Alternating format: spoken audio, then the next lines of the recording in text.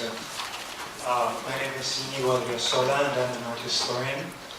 I have a question for you, sir. You talked a bit about the student movement just as you did today, and you referred to the cause as a great, noble, and beautiful cause, if my memory doesn't betray me. Now, I must say that I was fairly surprised because that is not what the Chilean government has been telling the students in Chile. On the contrary, it has been saying the exact opposite. It has either belittled their demands or demeaned them or just plainly ignored them and suspended the right to assembly, in some cases extremely forcefully repressing the gatherings. So basically my question is does this reflect a change in policy on your behalf?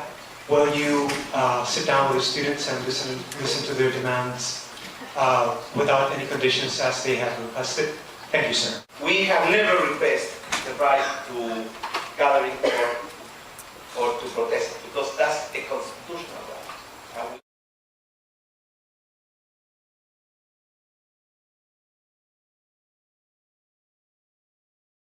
Amendment. And we are a very respectful government, and particularly of the great law of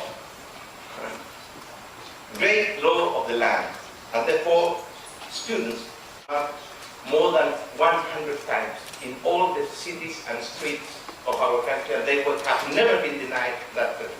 So the first fact that you point out, I think, is wrong. Second, we can never repress them. Second, we can never repress them. Second, we can never repress them. Actually, there has been 550 people injured during the protest, and only 40 of them are civilians.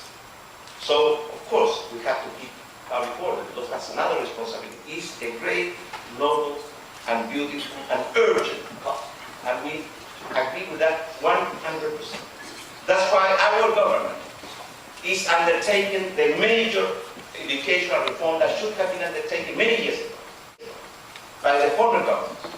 And we're doing that, even though we're not part of the problem.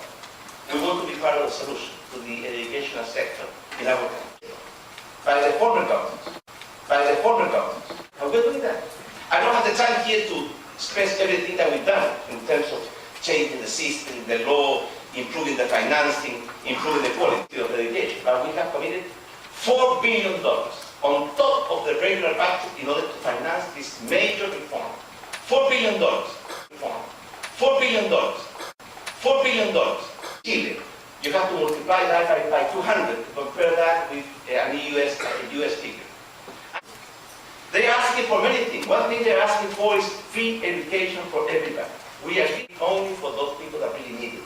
Because we don't think it's feasible and we don't think it's fair that we use taxpayers' money, particularly taxes paid by the poorest, to finance the education of the richest. And that's a disagreement. And in the democracy, we have to learn to live with disagreement. And the way to solve them is not with Molotov bombs or rocks or violence. The way to solve it is using our democratic system, which is what we have been proposing to them from the very first moment. Reform. $4 billion. Reform. $4 billion. Second, we can never repress them. Second, we can never repress them. Second, we can never repress them. Second, we can never repress them. Second, we can never repress them. $4 billion.